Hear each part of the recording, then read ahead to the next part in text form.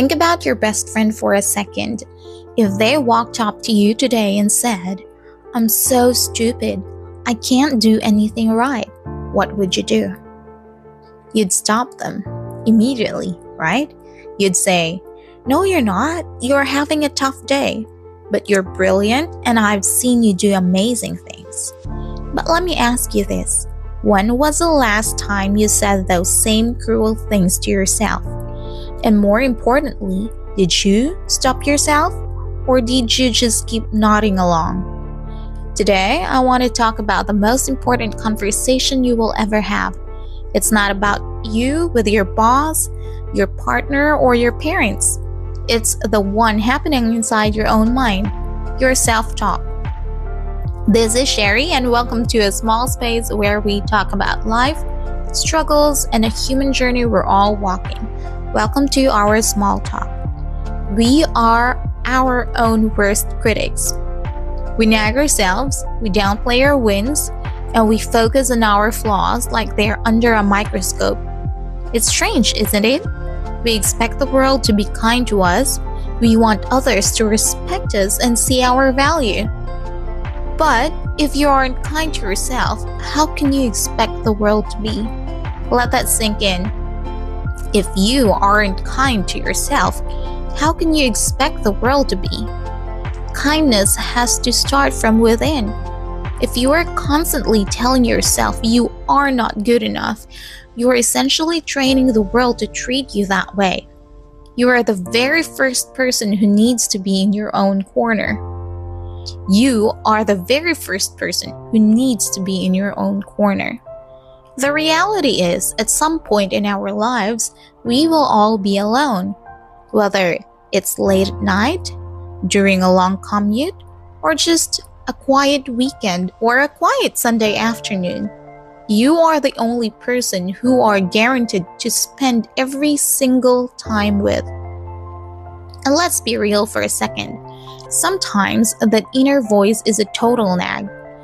Have you ever been trying to fall asleep? It's 2 o'clock or 3 o'clock in the morning, and suddenly your brain decides it's the perfect time to replay that embarrassing things you said 5 years ago, or that mistake you made at a job you don't even have anymore. Can you relate? We hold on to these cringe moments like they happened yesterday. We bully ourselves for being human. If that inner voice is a bully, then being alone becomes a nightmare. But if that voice is a friend, then solitude becomes a sanctuary. Here is a little piece of wisdom I've learned. The person who made that mistake years ago isn't the person sitting here today. The person who made that mistake years ago isn't the person sitting here today. You've grown, you've learned, and you've survived 100% of your hardest days. If you're still cringing at your past, it actually means you've outgrown it. That's a sign of progress, not a reason for punishment. We don't give ourselves enough credit. We focus on the one thing that went wrong instead of the 10 things that went right. We forget that we are humans doing our best in a very complicated world.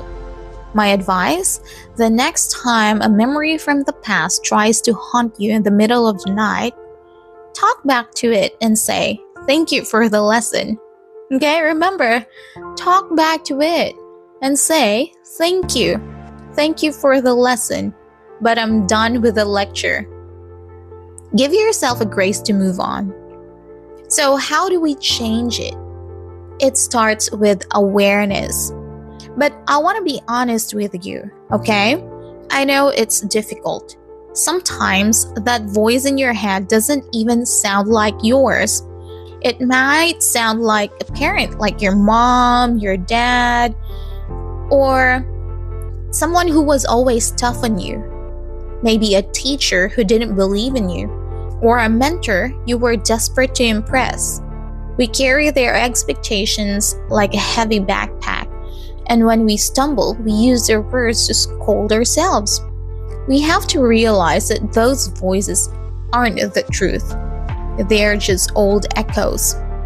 They are just old echoes. It's time to start using your own voice. There is a massive power in the words we choose.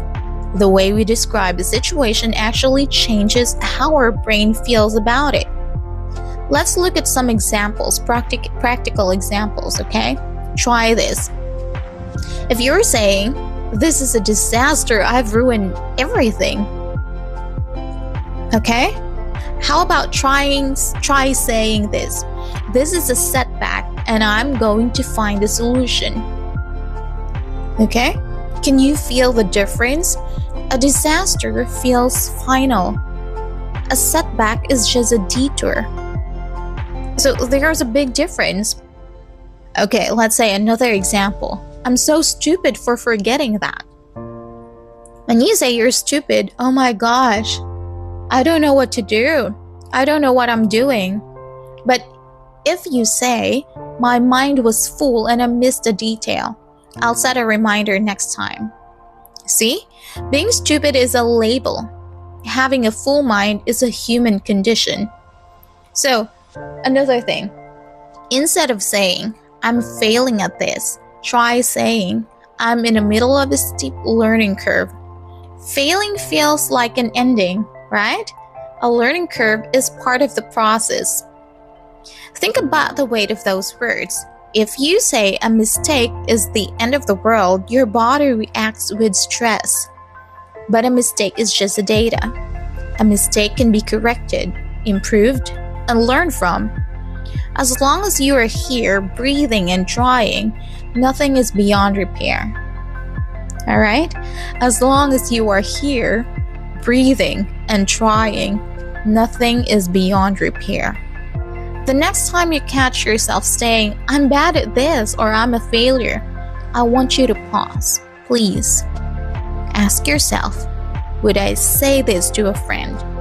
If the answer is no, then don't say it to yourself. Alright? Start giving yourself the credit you deserve. Acknowledge the small wins, because the way you speak to yourself determines the quality of your entire life.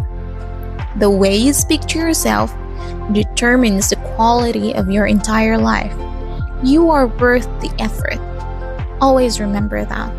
You are worth the kindness, and you are definitely worth a better internal dialogue.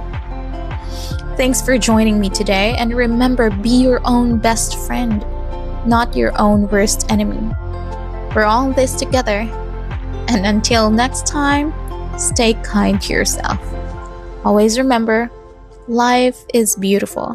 If you have quotes, wisdom, or story that might inspire someone else, or if there's something that you want me to talk about next, please feel free to share it in the comments. I read them, or send it on my email, vinomayayoutube@gmail.com, and maybe one day I'll share and feature your stories on this channel.